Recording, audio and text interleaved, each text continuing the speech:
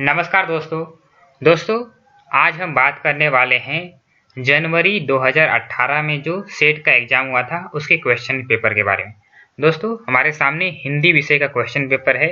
इससे पहले हम इस क्वेश्चन पेपर का 33 क्वेश्चन का आंसर और स्पष्टीकरण देख चुके हैं। तो आज हम शुरू करेंगे 34 क्वेश्चन से। दोस्तों इससे पहले जो हमने वीडियो लिया था उसका जो लिंक है मैं इसी वीडियो के नीचे डिस्क्रिप्शन में दे रहा हूँ। तो अगर आपने वो वीडियो नहीं देखा है तो आप नीचे जाके देख सकते हो। तो दोस्तों हम शुरू करते हैं। तो आप जानते होंगे कि 27 दिसंबर 2020 के दिन महाराष्ट्र में सेट का एग्जाम आयोजित किया गया है। तो दिन बहुत ही कम बचे हैं। तो आइए हम शुरू करते हैं। पहला प्रश्न है 34 नंबर का, रामचरितमानस के निम्नलिखित पात्रों का प्राणी शास्त्रीय आधार पर सुमेलित कीजिए। तो यह पूछा गया है कि जो रामचरितमानस है, तुलसीदास का जो रामचरितमानस है, इसके जो पात्र हैं उन्हें प्राणी शास्त्र के आधार पर इसे आपस में मिलान करना है, यानी कि कौन से पात्र कौन से प्राणी रहे हैं। तो जैसे कि सुग्रीव थे, तो सुग्रीव जो थे वो बानर थे, यानी कि बंदर जाति के। फिर विभीषण जो कि रावण का भाई था वो राक्षस जाति का था। फिर जामवंत जो थे वो भालू थे और जटायु जो थे वो पक्षी थे। तो यह क्रम सही है। अगला प्रश्न है दोस्तों, इसका नीचे आप आंसर भी देख सकते हो, नंबर 20 सही है। तो अगला प्रश्न है, निम्नलिखित रचनाकारों का उनकी रचनाओं के आधार पर सुमेलित कीजिए।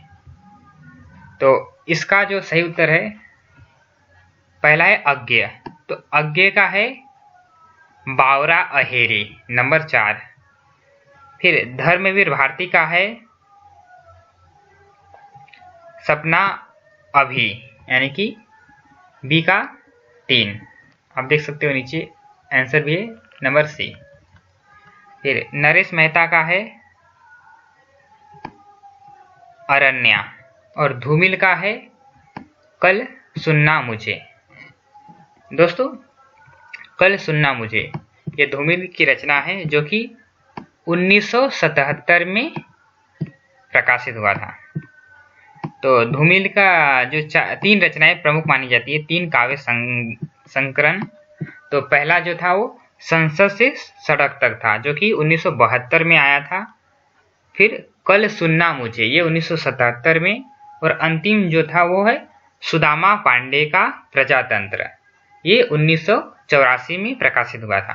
तो धूमिल का पूरा नाम था सुदामा पांडे धूमिल। तो यह आपको ध्यान में रखना है। और नाटक जारी है, ये लीलाधर जगुड़ी का काव्य है।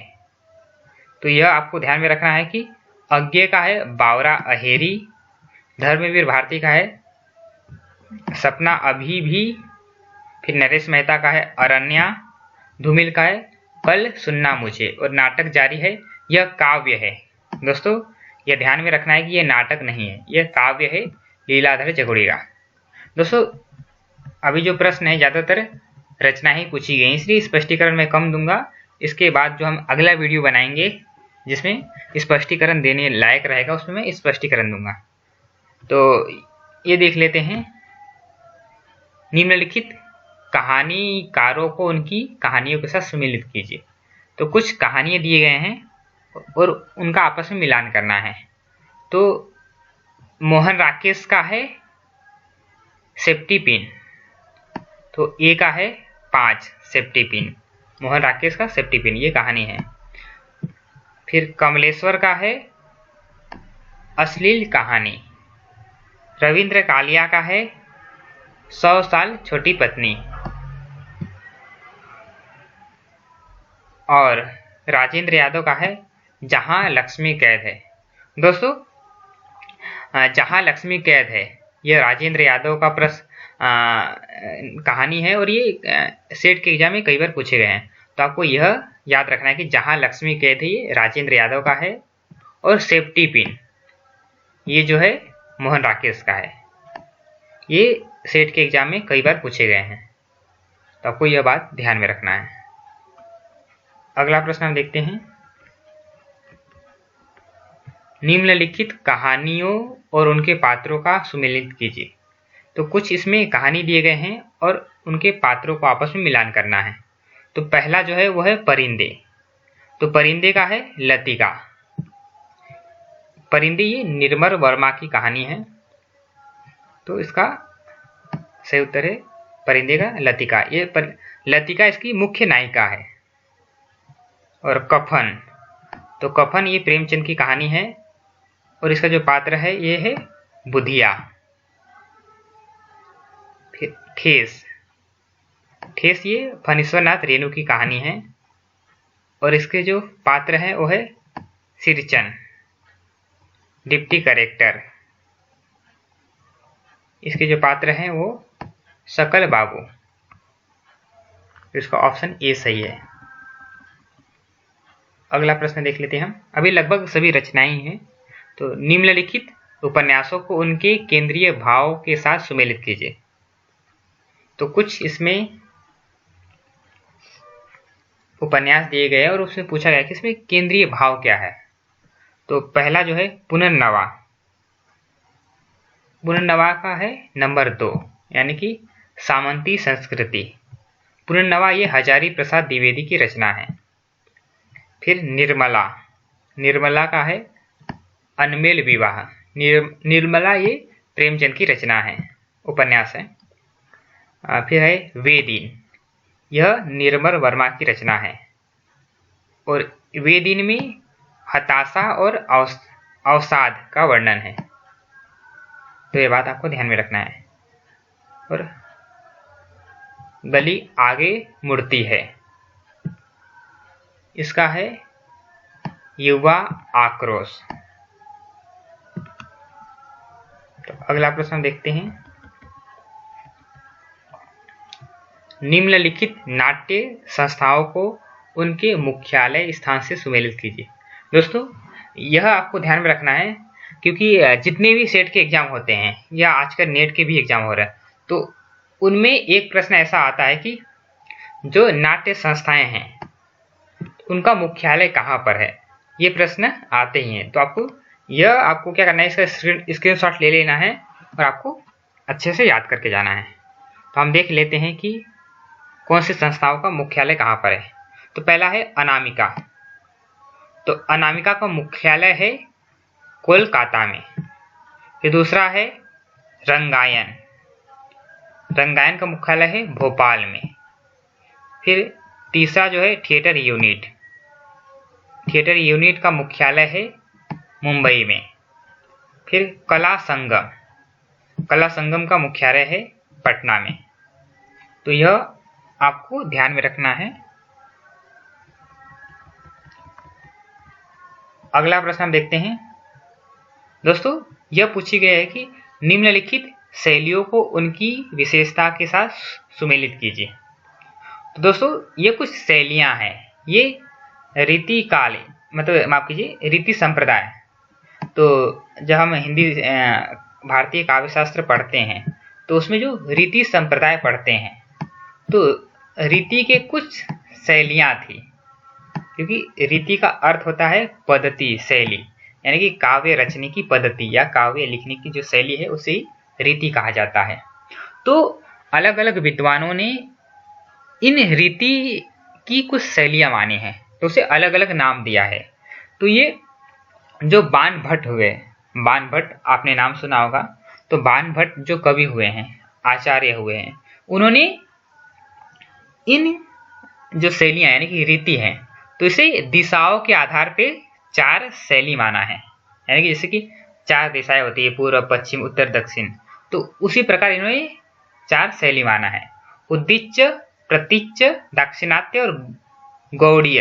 यहाँ पर इन्होंने गौणी दिया है, तो ये गौणी न है, ये गौड़ीय है। ठीक है, तो यह बात आपको ध्यान में रखना है। यहाँ पर प्रिंटिंग मिस्टेक है, तो यहाँ पर ये गौड़ीय है, गौणी नहीं है। तो इसका जो उद्दीच्य है, तो उद्दीच्य का जो सही उत्तर है वो है क्लिष्ट भाषा।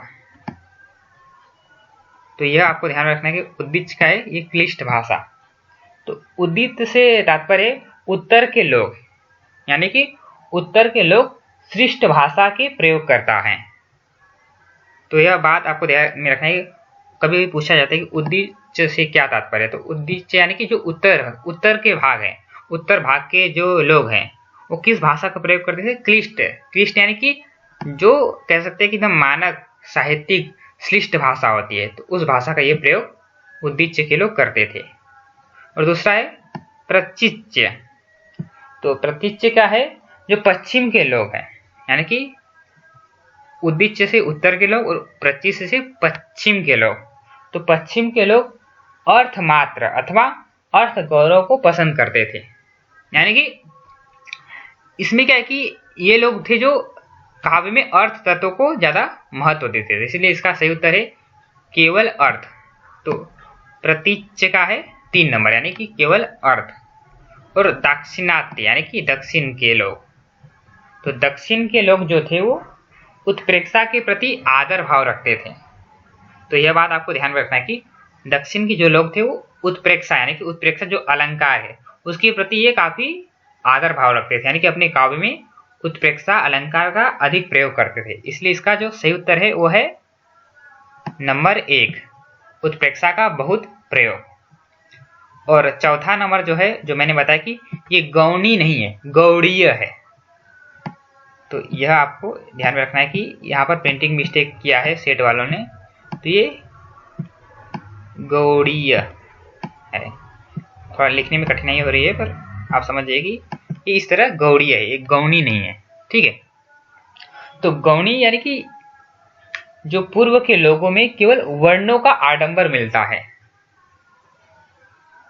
तो यहाँ पर यानी कि केवल ये, फिर से यहाँ पर देखो ये वर्ण होना चाहिए, तो ये वर्ग लिख दिया गया है, तो ये प्रिंटिंग मिस्टेक है। तो यहाँ पर केवल वर्णों का आडंबर। तो सेट वाले कभी कभी प्रिंटिंग मिस्टेक कर देते हैं, तो इससे जो विद्यार्थी होते हैं उन्हें कन्फ्यूजन हो जाता है।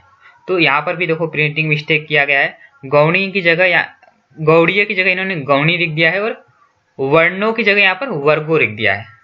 तो ये आपको ध्यान में रखना है कि ये वर्ग नहीं, ये वर्ण है, और ये गौणी नहीं गौड़ीय है। तो आपको ये याद रखना है, ये रीति संप्रदाय से संबंधित है।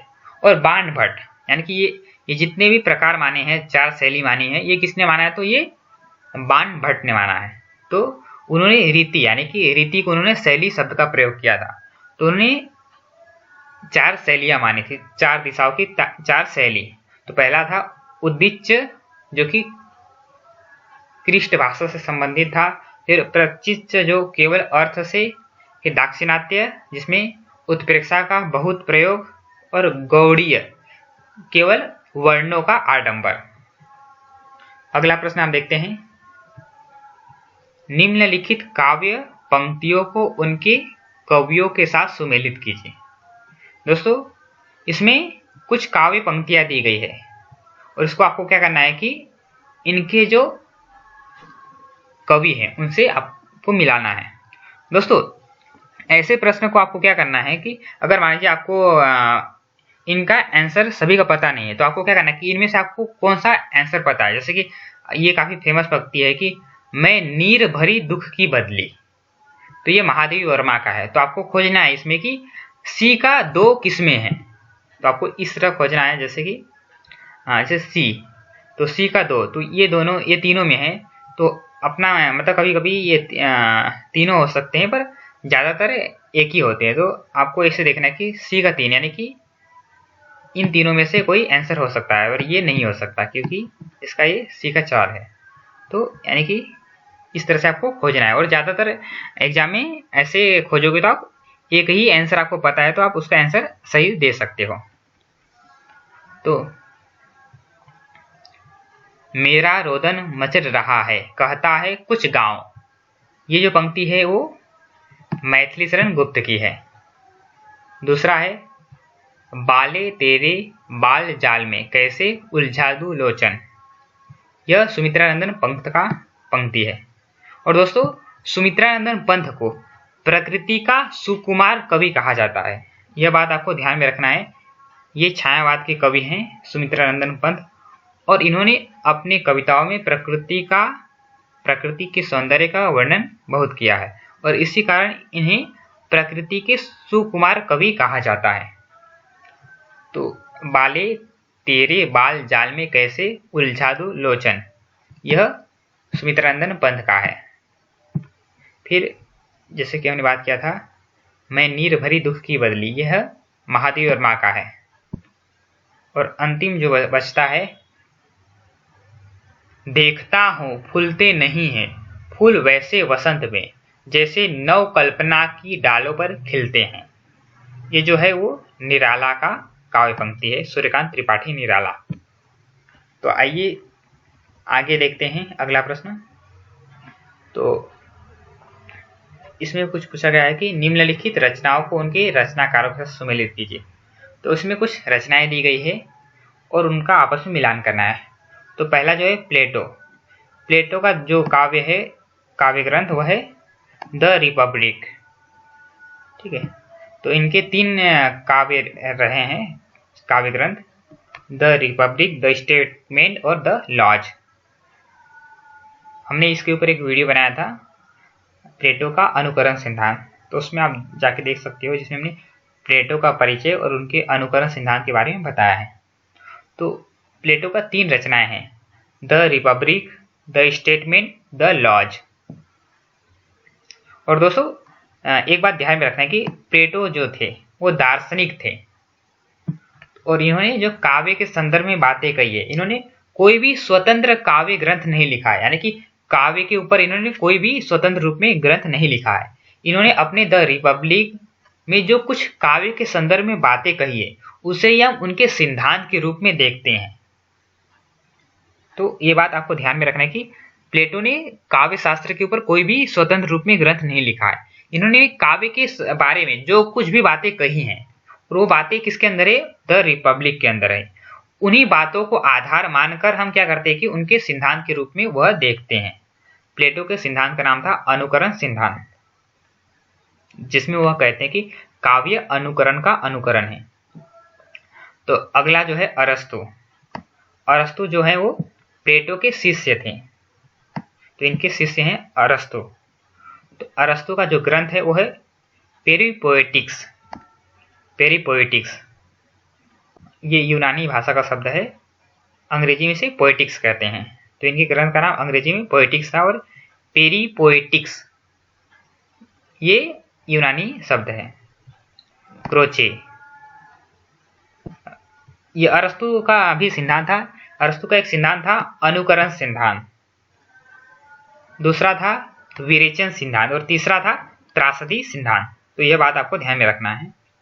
क्रोचे जो थे ये अभिव्यंजनावाद, इनके सिद्धांत का नाम था अभिव्यंजनावाद और इनके ग्रंथ का नाम था द एस्थेटिक, जिसे हिंदी में कहते सौंदर्य शास्त्र। तो यह बात आपको ध्यान में रखना है, क्रोचे के ग्रंथ का नाम था द एस्थेटिक। अगर हिंदी में ऑप्शन आएगा तो सौंदर्य शास्त्र आ सकता है ऑप्शन में। तो रिचर्स, यह संप्रेषण सिद्धांत और मूल्य सिद्धांत इनके थे। तो संप्रेषण सिद्धांत और मूल्य सिद्धांत के प्रवर्तक माने जाते हैं रिचर्स, और इनके ग्रंथ का नाम था मेरियंस ऑफ द माइंड। और इनका एक प्रसिद्ध ग्रंथ है प्रिंसिपल ऑफ लिटरेरी क्रिटिसिज्म।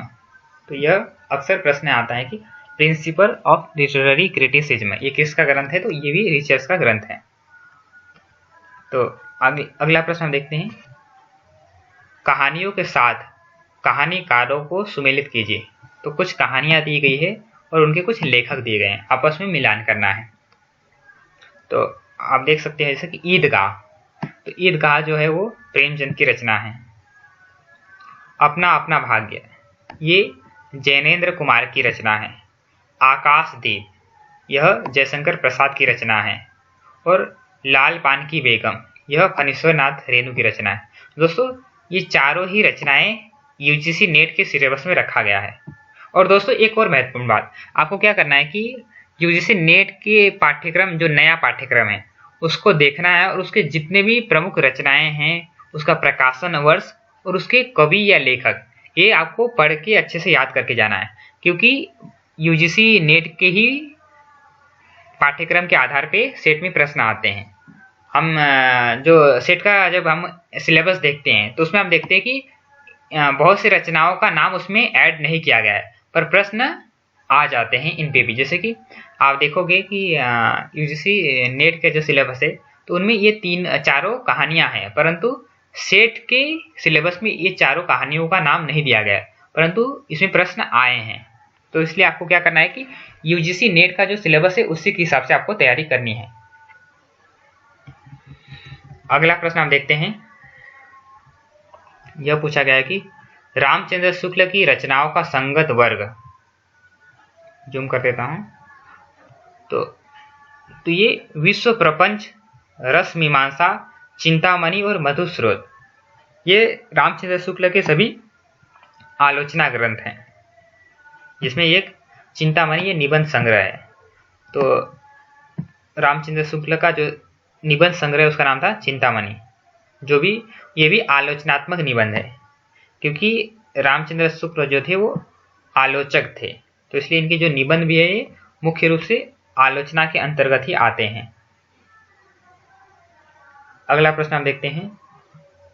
निराला की काव्य कृतियों का सही वर्ग है, तो इसका जो सही उत्तर है वो है नंबर बी, यानी कि पहले आता है अनामिका, फिर परिमल और गीतिका और बादल राग। दोस्तों इसके ऊपर हमने एक वीडियो बनाए थे जिसमें मैंने बताया था कि इन रचनाओं को याद कैसे करना है। जैसे कि हमने कहा था जैसे कि निराला की रचना है तो उसको याद कैसे करना है। तो अगर आपने वो वीडियो देखा होता या देखा है तो आप इसका आंसर आराम से दे सकते हो, जिसमें मैंने बताया था कि सूर्य ने अनामिका को परी दिखाया तो गीत गाया तुलसी ने। तो आप देख सकते हैं क्रम से हो जाएगा, अनामिका से अनामिका, परी से परिमल और गीत से गीतिका। ये बादल राग, ये अलग से कविता इनकी। तो आपको ये ध्यान में रखना है कि जो अनामिका है ये 1923 में प्रकाशित हुआ था, और ये परिमल 1930 में और गीतिका 1936 में, और बादल राग ये बाद की कविता है। इसका प्रकाशन वर्ष अभी मुझे याद नहीं है। तो अगला देखते हैं हम। तीसरे सप्तक के कवियों का सही क्रम कौन सा है। तो तीसरे सप्तक के जो कवि हैं उसका सही उत्तर है नंबर 1 कीर्ति चौधरी, कुंवर नारायण, सर्वेश्वर दयाल सक्सेना और मदन वात्स्यायन। तो तीसरे सप्तक का जो प्रकाशन हुआ था वो हुआ था 1959 में। 1959 में इसका प्रकाशन हुआ था और इसमें 7 कवि थे। तो इसके तीसरे सप्तक के जो संपादक थे वो अज्ञेय थे, सच्चिदानंद, हीरानंद, वात्स्यायन, अज्ञेय। सप्तक के 4 संस्करण निकले थे, तार सप्तक, दूसरा सप्तक, तीसरा सप्तक और चौथा सप्तक। तो पहला सप्तक जो निकला था वो 1943 में निकला था, जिसके संपादक अज्ञेय थे और उसमें भी 7 कवि थे। दूसरा सप्तक निकला था 1951 में, इसमें भी 7 कवि थे और इसके संपादक भी अज्ञेय थे। तीसरा सप्तक 1959 में निकला था, इसके संपादक भी अज्ञेय थे। और चौथा सप्तक 1979 में निकला था, 79 में। तो 1979 में निकला था और इसके संपादक भी अज्ञेय थे। और इन चारों सप्तक में 7-7 कवि की रचनाओं को शामिल किया गया था।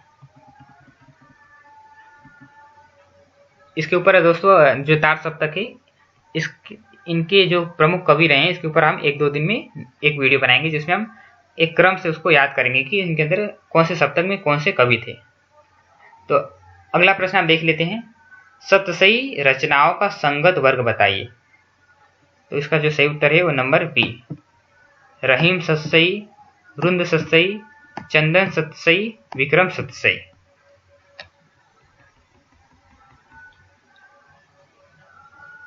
अगला प्रश्न है प्रगतिवादी कवियों का संगत वर्ग कौन सा है।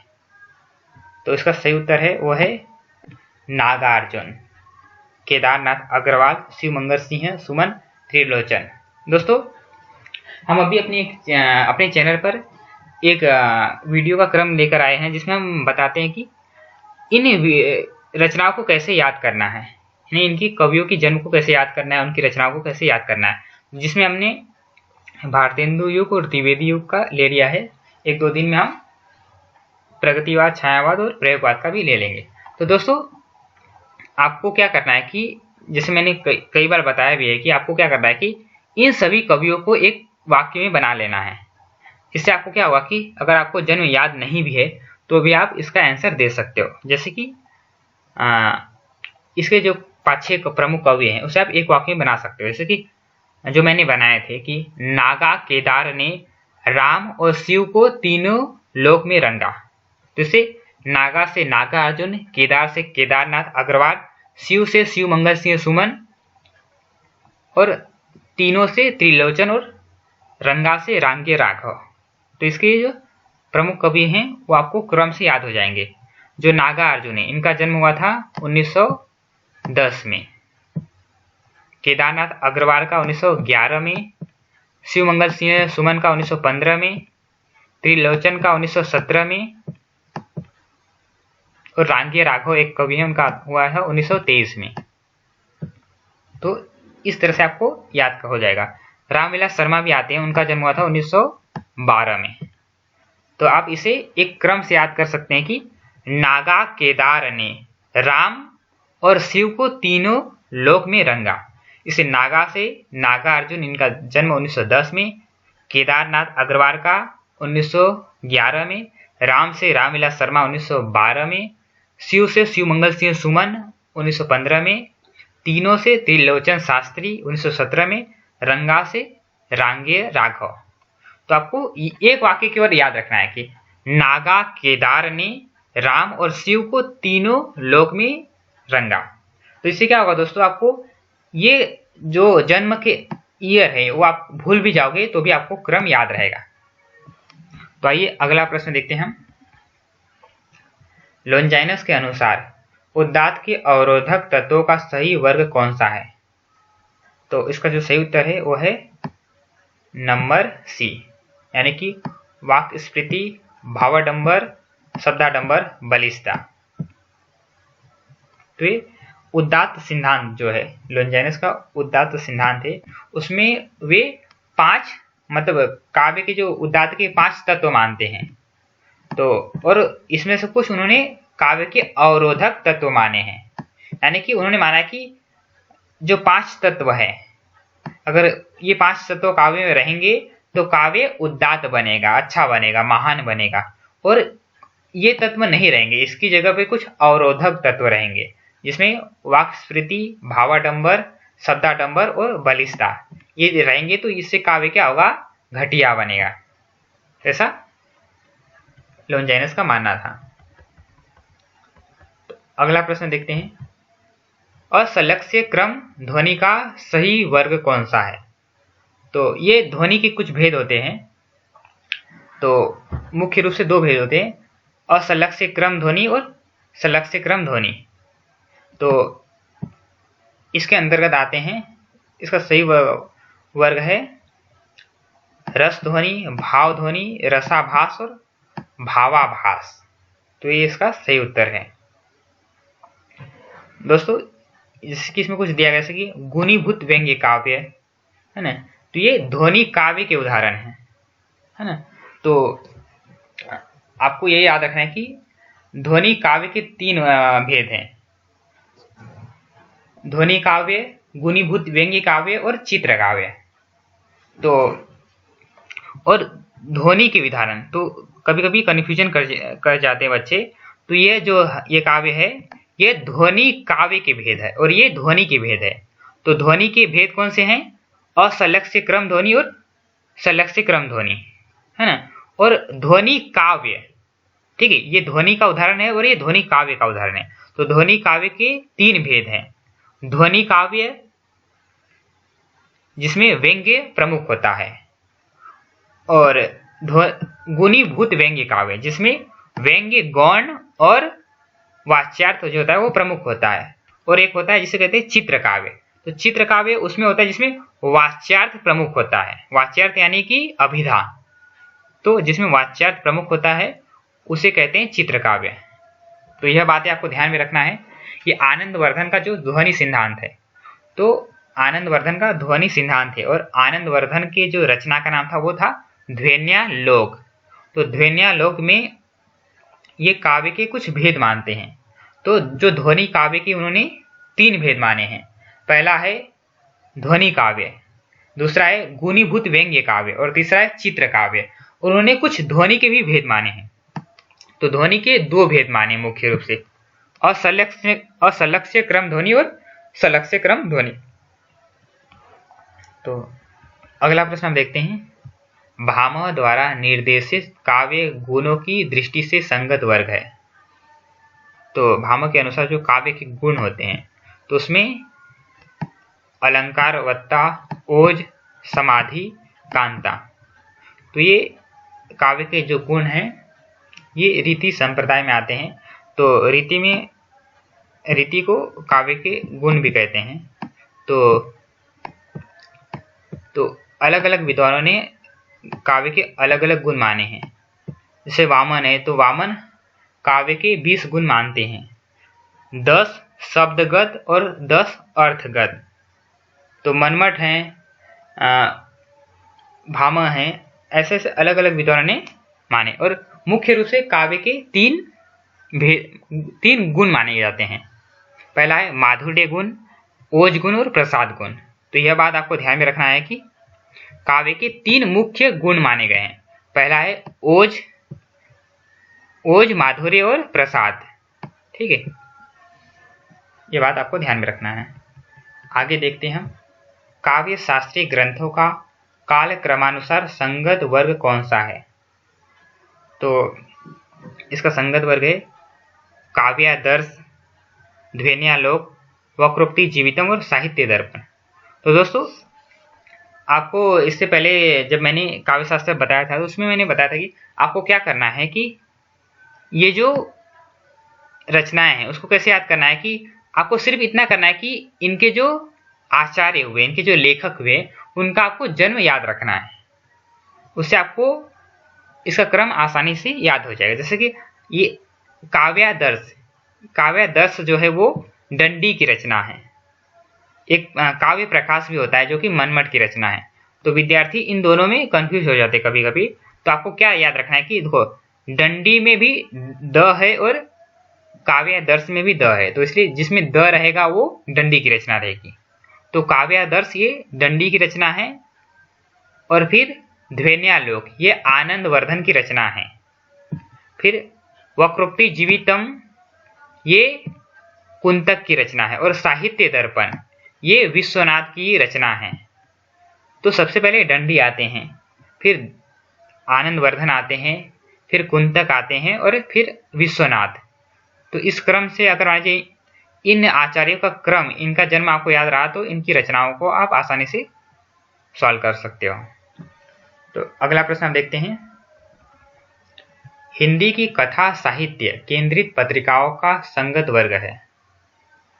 तो इसमें पूछा गया कि हिंदी का जो कथा साहित्य है, यानी कथा विधा जो है, जिसमें कहानी, उपन्यास ये सब आते हैं, तो उसका पत्रिकाएं आपस में मिलान करना है पत्रिकाओं का।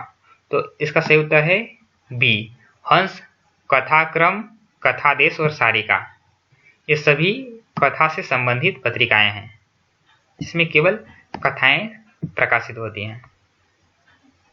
अगला प्रश्न हम देख लेते हैं, अमूर्तन और नई चित्रण शैली के कारण चर्चित उपन्यासों का संगत वर्ग है।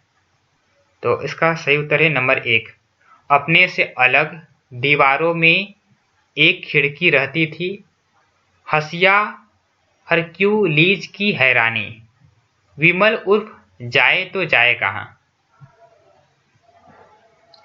अगला प्रश्न हम देखते हैं, राम कुमार वर्मा के एकांकी संग्रहों का संगत वर्ग है। तो ये राम कुमार वर्मा के एकांकी संग्रह, पहला है रजत रश्मि, कामकंदला, बापू और इंद्रधनुष। अगला प्रश्न है, देव की रचनाओं का संगत वर्ग कौन सा है। तो इसका है सही उत्तर है नंबर डी, जाति विलास, भाव विलास, रस विलास, प्रेम चंद्रिका। जैसे कि इसमें देखो साहित्य दर्पण हमने अभी देखा, ये विश्वनाथ की रचना है। फिर इसमें अलंकार पंचशिका, अलंकार चंद्रोदय, इसमें से कोई भी देव की रचना नहीं है। तो देव की रचना कौन सा है? जाति विलास, भाव विलास, रस विलास और प्रेम चंद्रिका। दोस्तों इसके ऊपर भी हमने एक वीडियो बनाया था जिसमें हमने कहा था कि देव की रचना को कैसे याद करना है। तो जब हमने इससे पहले जो क्वेश्चन पेपर लिया था तो उसमें हमने बताया था कि उसमें भी प्रश्न आए थे कि देव की रचनाओं को संगत वर्ग में लगाइए। तो देव की रचनाएं आपको याद रखना है कि जाति विलास है, भाव विलास है, रस विलास है और प्रेम चंद्रिका है। इसे आप इस तरह भी याद कर सकते हैं जैसे कि भाव भवानी कुशल जाति का रस राधिका ने पिया। तो भाव से भाव विलास, फिर कुशल विलास, जाति विलास, रस विलास और प्रेम चंद्रिका। देव की कई रचनाएं हैं तो उनको आपको याद करना पड़ेगा। अगला प्रश्न हम देखते हैं, मैथिली शरण गुप्त के ऐतिहासिक वीर पुरुषों से संबंधित काव्यों का संगत वर्ग है। तो इसमें पूछा गया है कि जो मैथिली शरण गुप्त हैं उनके काव्य में जो ऐतिहासिक वीर पुरुष हुए हैं तो उन किन काव्यों में ऐतिहासिक वीर पुरुषों का वर्णन हुआ है। तो इसमें जो रंग में भंग है, सिद्धराज है, पत्रावली और विकट भट, इन सभी में ऐतिहासिक महापुरुषों का, वीरों का वर्णन हुआ है। अगला प्रश्न देखते हैं, मैथिली शरण गुप्त की रचनाओं का संगत वर्ग है। तो इसका सही उत्तर है ऑप्शन ए, शक्ति, गुरुकुल, विकट भट और नहुस। अगला प्रश्न है, कुबेर नाथ राय के निबंध संग्रहों का संगत वर्ग है। तो इसका सही उत्तर है नंबर 1, विषाद योग, निषाद बांसुरी, पर्ण मुकुट, वाणी का क्षीरसागर।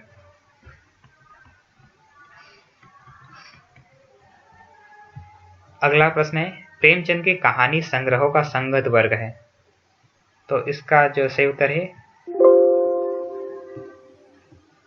सप्त सरोज, नवनिधि, समर यात्रा, प्रेम पूर्णिमा। तो ये आपको ध्यान में रखना है, ये प्रेमचंद का कहानी संग्रह है। अगला प्रश्न हम देख लेते हैं, जयशंकर प्रसाद की ऐतिहासिक कहानियों का संगत वर्ग है। तो जयशंकर प्रसाद के जो ऐतिहासिक कहानी संग्रह है उनका संगत वर्ग जो कि है सिकंदर की पराजय, चित्तौड़ का उद्धार, अशोक और जहांगीर। अगला प्रश्न हम देखते हैं, दोस्तों ये स्थापना और तर्क। तो स्थापना और तर्क वाले प्रश्न सेट के एग्जाम में आते हैं। तो दोस्तों ऐसे क्वेश्चन को सॉल्व करने के लिए आपको इसका जो थियरी है, सिद्धांत, ये पता होना चाहिए। अगर आपको सिद्धांत नहीं पता है तो आप कितना भी कोशिश कर लो, ये इसका उत्तर आप नहीं दे सकते। तो आपको क्या करना है कि पहले जितने भी आपके सिद्धांत है, यानी कि जितने भी आपके सिलेबस है, उसको आपको पढ़ना पड़ेगा अच्छे से, तो इसका उत्तर आप दे सकते हो। अब देखते हैं इसको, स्थापना क्या दिया गया है, सूर परवर्ती कृष्ण काव्य धारा के कवियों की श्रृंगार और वात्सल्य परक उक्तियां सूर की जूठन सी जान पड़ती है। दोस्तों यह सही कथन है क्योंकि ये आचार्य रामचंद्र शुक्ल ने सूरदास के बारे में कहा है। तो आचार्य रामचंद्र शुक्ल ने जो सूरदास का जो भ्रमर गीत है तो उसे संपादित करने का जो काम किया था, तो उसमें उन्होंने ऐसा कहा था सूरदास के बारे में कि सूरदास के बाद, परवर्ती यानी कि बाद में, तो सूरदास के बाद जितने भी कृष्ण भक्त कवि हुए उन्होंने अपने काव्य में जो भी श्रृंगार और वात्सल्य का वर्णन किया है वो वर्णन ऐसा जान पड़ता है कि सूरदास का जूठन प्रतीत होता है। यानी कि इसका तात्पर्य यह निकलता है कि सूरदास ने अपने काव्य में, जो कृष्ण काव्य है, उसमें श्रृंगार और वात्सल्य रस का इतना वर्णन किया था कि दूसरों के लिए कुछ छोड़ा ही नहीं था। तो इसलिए कहते हैं कि रामचंद्र शुक्ल जी कहते हैं सूरदास के बारे में कि इन्होंने जो श्रृंगार और वात्सल्य रस का वर्णन किया था, तो इसके बाद जितने भी कवियों ने श्रृंगार और वात्सल्य रस का वर्णन अपने काव्य में किया है, वो ऐसा लगता है कि वो सूरदास का जूठन है। यानी कि जो सूर्यदास ने छोड़ दिया था उसी का वर्णन उन्हें वापस दोहराया है। तो ये स्थापना है, ये सही है। अब तर्क देख लेते हैं। सुर सागर के पद बहुत ही सुडौल और परिमार्जित है, तो ये गलत है,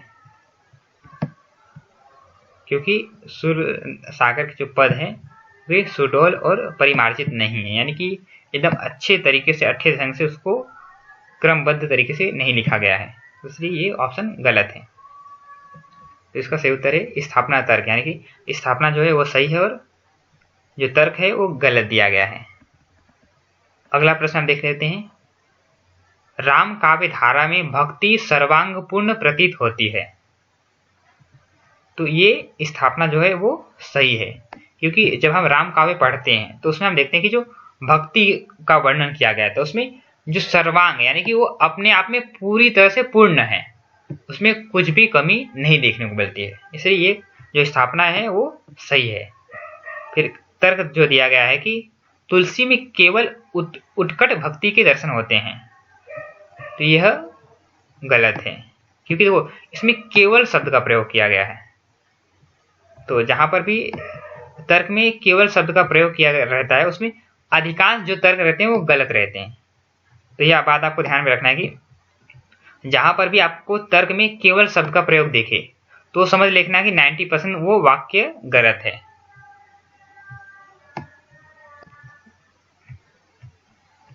अगला प्रश्न हम देखते हैं। स्थापना है समाजवाद की विकसित अवस्था में सामाजिक भेदभाव स्वतः समाप्त हो जाएगा, तो ये सही है। ये जो मार्क्सवाद है उससे संदर्भित है। तो मार्क्सवाद का ऐसा मानना था कि जब समाज में समाजवाद आएगा तो उसमें जो सामाजिक भेदभाव है वो अपने आप खत्म हो जाएगा। तो ये कार्ल मार्क्स के विचार थे। तो ये जो स्थापना है वो सही है। और इसका जो तर्क दिया गया है कि साहित्य, कला, धर्म, दर्शन नष्ट हो जाएगा, तो ये गलत है, क्योंकि अब जाहिर सी बात है जब समाजवाद आएगा तो उसमें भेदभाव खत्म हो जाएगा। तो भेदभाव खत्म होने से क्या साहित्य, कला, धर्म, दर्शन नष्ट होगा? तो नहीं होगा। तो इसलिए ये तर्क दिया गया है वो गलत दिया गया है कि समाज में समाजवाद आएगा, भेदभाव खत्म होगा, तो उससे साहित्य, कला, धर्म, दर्शन नष्ट नहीं होगा। तो इसलिए जो तर्क है वो गलत दिया गया है, क्योंकि इसमें क्या कहा गया है कि जो साहित्य, दर्शन, धर्म है ये सब नष्ट हो जाएगा। तो इसलिए इसका सही उत्तर है नंबर बी, स्थापना सही और तर्क गलत है।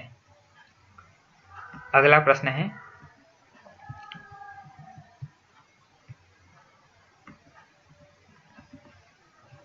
संप्रेषण क्रिया का मूल्य इसके द्वारा पाठक के मन में निष्पन्न वृत्तियों का संतुलन और सामंजस्य है। तो ये जो रिचर्स का जो संप्रेषण सिद्धांत है तो उसमें से एक कथन लिया गया है कि वे क्या कहते हैं कि संप्रेषण क्रिया का मूल्य उसके द्वारा पाठक के मन में निष्पन्न वृत्तियों का संतुलन और सामंजस्य है। तो इनका जो रिचर्स का जो मूल्य सिद्धांत है तो उसमें वो क्या कहते हैं कि काव्य का मूल्य क्या है? तो वह काव्य जिसमें हमारे वृत्तियों का, हमारे मनोवृत्तियों का संतुलन हो, उसी को वे मूल्यवान काव्य कहते हैं। तो ये जो स्थापना दिया गया है वो सही दिया गया है। और तर्क क्या दिया गया है कि क्योंकि सामरस्य और संतुलन ही मूल्य है।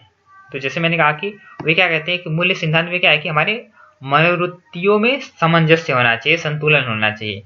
तो इसलिए स्थापना और तर्क दोनों ही सही है। अगला प्रश्न हम देखते हैं। स्थापना दिया गया है अनुकरण ही समस्त कलाओं का मूल है, और इस तर्क दिया गया है क्योंकि काव्य जीवन और प्रकृति का अनुकरण है। तो ये जो अरस्तु है, तो अरस्तु का जो अनुकरण सिद्धांत है तो वे क्या कहते हैं कि अनुकरण ही समस्त कलाओं का मूल है, यानी कि हम जितने भी कला देखें तो उसमें हम क्या करते हैं? अनुकरण करते हैं।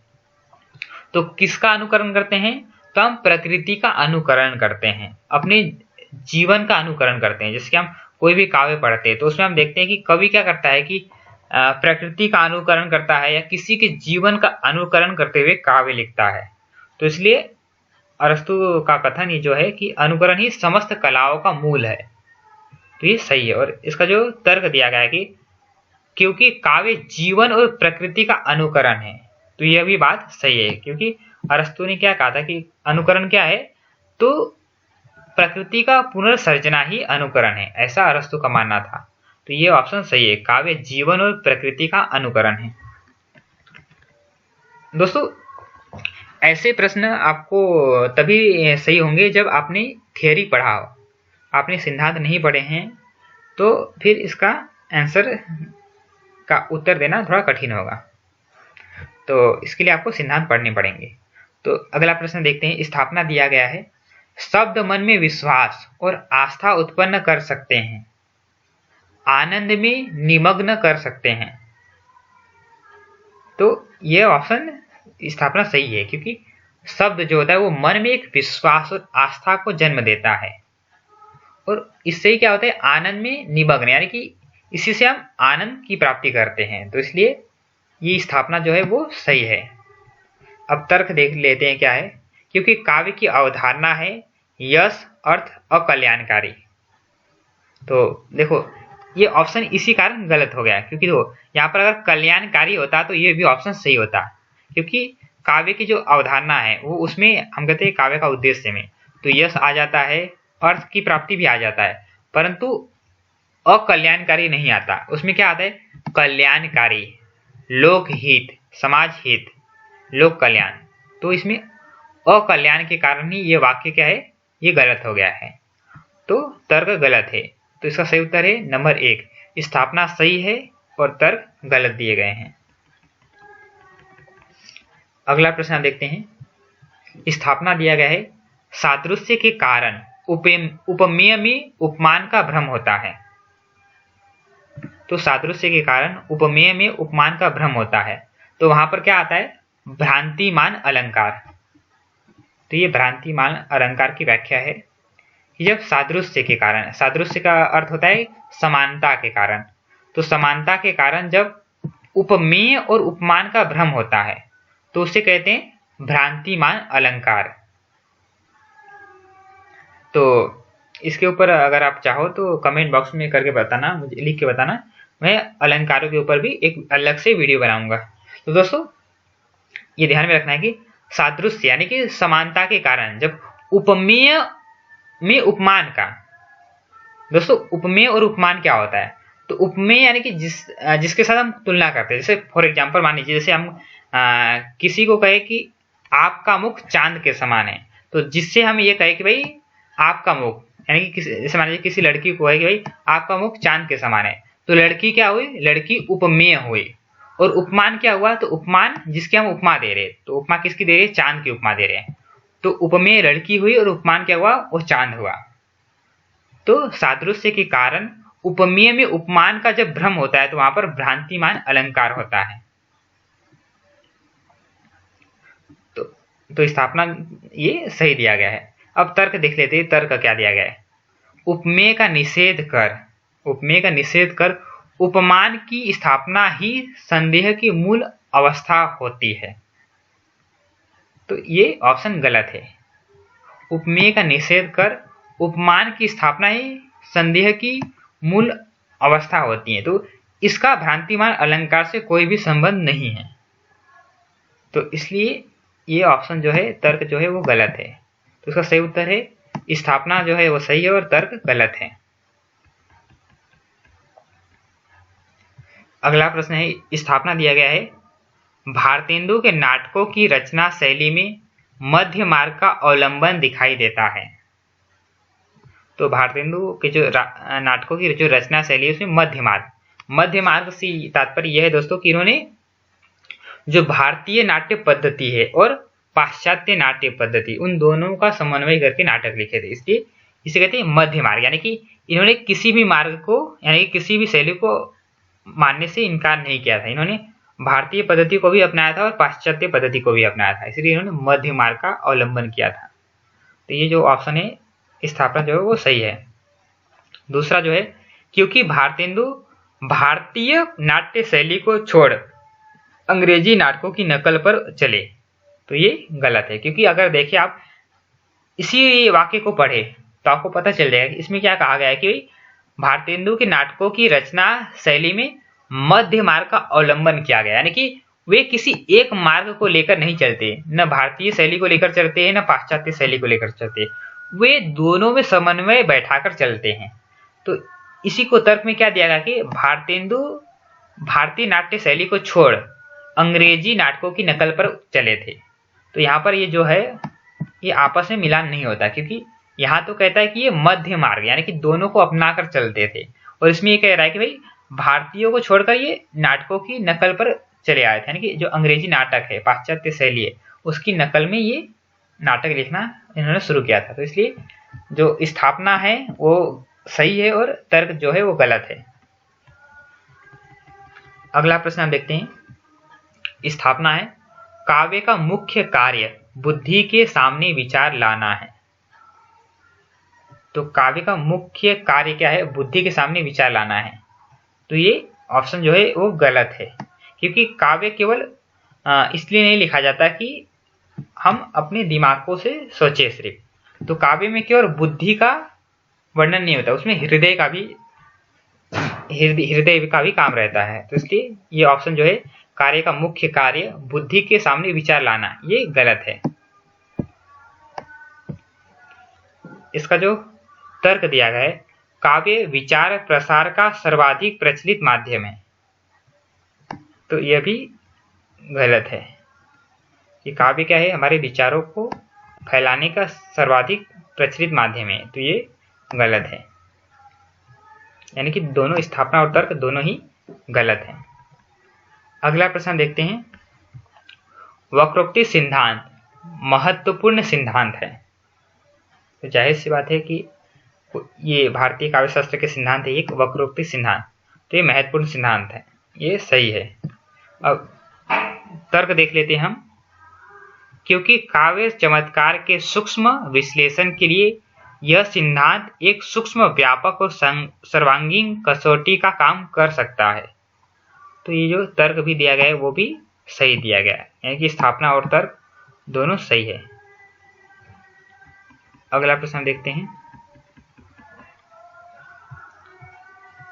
अति बौद्धिकता श्रद्धा विश्वास के रास्ते का एक कारण है।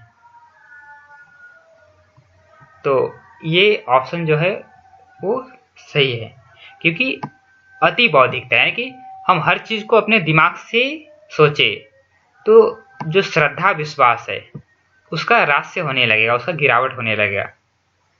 तो ये सही है। अब तर्क देखते, तर्क क्या दिया गया है। क्योंकि जब बुद्धि पक्ष प्रधान हो जाता है तब हृदय पक्ष दब जाता है। तो ये भी सही है, क्योंकि जब हम अपने दिमाग को महत्व देने लगते हैं तो हमारा जो हृदय पक्ष है वो उसके सामने दब जाता है। तो यानी कि स्थापना और तर्क दोनों सही है। अगला प्रश्न है। स्थापना, भारत भारती ने हिंदी कविता के लिए खड़ी बोली की उपयुक्तता अच्छी तरह सिद्ध कर दी। तो ये दोस्तों आपको पता होगा कि, और नहीं पता है तो मैं बता देता हूं कि जो मैथिली शरण गुप्त की रचना थी भारत भारती, जो कि 1912 में प्रकाशित हुई थी, तो ये खड़ी बोली हिंदी में लिखी गई थी। आप जानते होंगे कि द्विवेदी युग से पूर्व जो काव्य की भाषा थी वो क्या थी? ब्रज भाषा थी। तो ब्रज भाषा में ही काव्य लिखे जा रहे थे। तो द्विवेदी युग में आकर महावीर प्रसाद द्विवेदी के प्रयत्नों से जो खड़ी बोली हिंदी है उसे काव्य में स्थान दिया गया। तो काव्य में जब खड़ी बोली हिंदी को स्थान दिया गया तो उस समय जो प्रमुख कवि थे, जो लोग खड़ी बोली हिंदी में कविता लिख रहे थे, तो उनमें मैथिली शरण गुप्त, अयोध्या सिंह उपाध्याय हरिवंश और महावीर प्रसाद द्विवेदी ये प्रमुख कवि माने जाते थे। तो जैसे कि हरिवंश जी ने अयोध्या प्रसाद जो हरिवंश जी हैं, तो उन्होंने प्रिय प्रवास की रचना की थी 1914 में। यह भी खड़ी बोली हिंदी का प्रथम महाकाव्य है। तो फिर इसी तरह 1912 में भारत भारती की रचना की थी मैथिली शरण गुप्त ने। तो गुप्त जी ने भारत भारती भी खड़ी बोली हिंदी में लिखी थी। तो ये ऑप्शन जो है कि भारत भारती ने हिंदी कविता के लिए खड़ी बोली की उपयुक्तता अच्छी तरह सिद्ध कर दी थी, क्योंकि आप जानते होंगे हमने जब भारतेंदु युग लिया था, तो आप देख सकते हो हमारे चैनल के प्लेलिस्ट में, तो हमने जब भारतेंदु युग और द्विवेदी युग लिया था तो उसमें हमने यह स्पष्ट किया था कि भारतेंदु युग में जो कवि थे उनका ऐसा मानना था कि जो खड़ी बोली हिंदी है वो काव्य के लिए उपयुक्त नहीं है।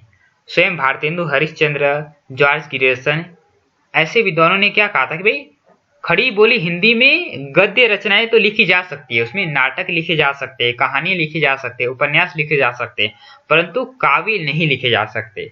यह स्वयं भारतेंदु जी का भी मानना था। परंतु महावीर प्रसाद द्विवेदी ने ऐसा कहा कि खड़ी बोली हिंदी में अच्छा काव्य भी लिखा जा सकता है, और इस बात को सिद्ध करने में जो मैथिली शरण गुप्त का भारत भारती है यह काफी उपयुक्त हुआ था।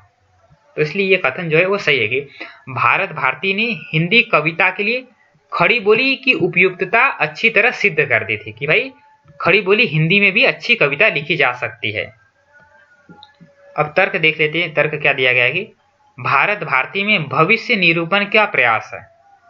तो ये कथन जो है वो गलत है, क्योंकि भारत भारती का जो मुख्य विषय है, तो मुख्य विषय क्या है कि जो भारत की स्थिति है उस समय, जो भारत की स्थिति थी, भारत की जो दुर्दशा हो रही थी, भारत की दयनीय दशा, उसका वर्णन भारत भारती में किया गया है।